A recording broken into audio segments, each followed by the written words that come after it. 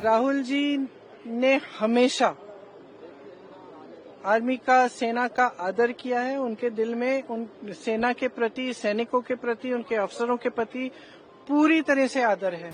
जो leader of opposition होते हैं, जो नेता प्रतिपक्ष हैं, उनका जो कर्तव्य है वो ये है कि सरकार से सवाल पूछना। जब सरकार से सवाल पूछते हैं, उनको पसंद नहीं है, वो जवाब नहीं देना चाहते, इसलिए ये सब चीजें वो कराते हैं। कितना मुश्किल है सदन को चलाना। क्या इतने दुर्बल हो गए कि इनसे सदन ही नहीं चल रहा है? अब देश को सुनने दीजिए, हमारा पक्ष भी है, उनका पक्ष भी है, तो इसमें घबराहट क्या है? तो ये तो इनकी दुर्बलता है कि सदन ही नहीं चला पा रहे। तो सुप्रीम कोर्ट ने ऑब्जर्वेशन दे दी, उसकी चर्चा एनडीए की बैठक के अंदर होती है और ये कहा जाता है कि देखिए इससे बड़ी बात क्या हो सकती है कि एक नेता के लिए सुप्रीम कोर्ट इस तरीके की। देखिए, कौन सच्चा भारतीय है, कौन सच्चा भारतीय नहीं है, ये तो मुझे लगता है कि मतलब न्यायपालिका के प्रति पूरे आदर के साथ कह रही हूँ कि ये तो उनके दायरे में नहीं होता डिसीजन।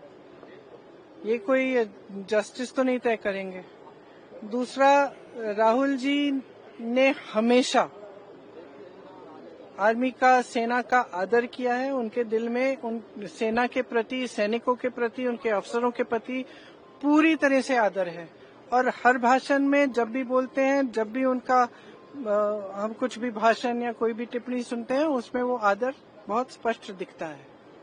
जो लीडर ऑफ ऑपोजिशन होते हैं, जो नेता प्रतिपक्ष हैं, उनका जो कर्तव्य है वो ये है कि सरकार से सवाल पूछना।